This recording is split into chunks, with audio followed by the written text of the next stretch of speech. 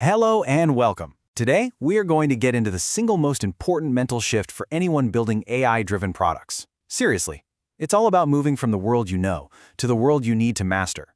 And it all starts with one surprisingly dangerous phrase. So let's just dive right in.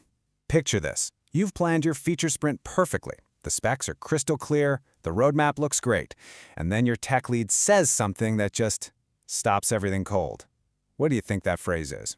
There it is. It depends on the data.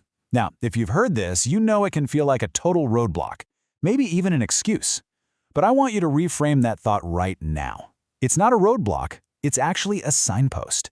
It's pointing you toward a totally different and, frankly, more effective way of thinking.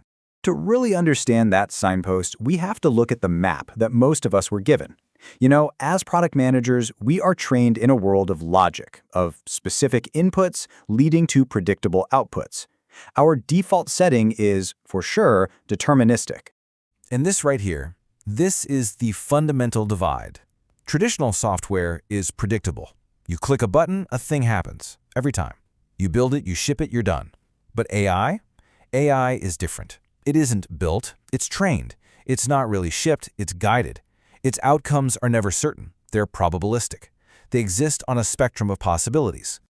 Now, theory is one thing, but changing your instincts, your muscle memory, that's a whole other challenge. So let's make this really concrete with a classic scenario. I'm going to put you in the driver's seat, and your goal here is simple. Diagnose your own instincts. Okay, imagine it's Monday morning. A new high-priority request for an AI-powered recommendation engine lands on your desk. Everyone in leadership is excited. The timeline is, well, aggressive, and all eyes are on you to make it happen. So what do? Your well-trained PM instincts kick right in. You immediately jump into action. You're defining user stories, you're writing a super detailed spec for exactly how the recommendation should work, and you're planning the sprint to ship it. It's a solid, predictable, deterministic plan. You take this beautiful, detailed plan to your technical lead, feeling pretty good about it. But they look over your spec, they pause, and then they hit you with that all-too-common warning. And there you have it. That's the moment of collision. Your deterministic plan has just slammed into a probabilistic reality. See, your tech lead isn't trying to be difficult. They're telling you that the performance you've written down isn't a guarantee. It's just one possibility in a whole range of outcomes, and all of them depend on the data. This moment right here is a fork in the road. And what you do next, well, it doesn't just affect this one feature. It really defines how effective you're going to be as an AI product leader. The path you choose determines the outcome for your product, your team, and honestly, your own sanity. So, what's your call? What's your gut reaction? Do you double down, push for that fixed spec, and demand your team commit to it?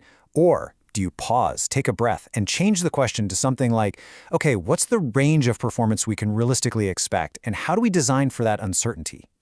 Now, let's be super clear. If your gut screamed A, you are not alone. That is the standard battle-tested PM instinct kicking in, so no judgment here at all. Our job today is to diagnose the consequences of that choice. Let's walk down that path together and see why it's really a trap.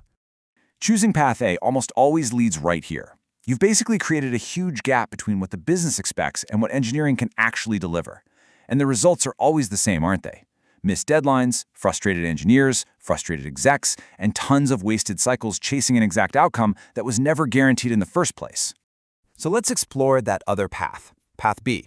We'll call it the probabilistic pivot. And this isn't about adopting some new complicated process. It's about a fundamental mindset shift. It's about learning to embrace and even design for uncertainty instead of constantly fighting against it.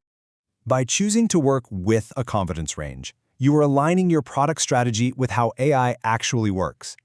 Instead of demanding, will it work, you start asking much better questions. Questions like, how well will it work and for which users? Or, what should the user experience be when the AI is only, say, 70% competent in its answer? And this is the tool that makes that shift possible. It's called probabilistic framing. Remember, with AI, you're not shipping a static, finished product. You're guiding a system that learns and evolves. So your job is to define success as a spectrum, not just as one single point on a map. This isn't just an interesting theory. I want you to see this as a practical diagnostic tool for your own work. The goal now is to move beyond just understanding this concept and start applying it, to really build mastery. You know, real learning, the kind that sticks, only happens when you turn an insight into an action. So it's time to take this framework off the slide and apply it directly to your day-to-day. Let's start that reflection right now. Think about your current projects, your backlog, maybe the roadmap for the next quarter. Be really honest with yourself. Where are you applying that old deterministic model to a new probabilistic problem? Where have you accidentally written a fixed spec for an AI feature? And finally, this is the most critical question of all. Knowing what you know now, what is one small concrete change you can commit to making? Will you start your next AI feature kickoff by asking about confidence levels? Or maybe you'll design a user experience that has a fallback for when the model is uncertain. The shift from just watching to truly mastering starts with a single deliberate choice. What's yours going to be?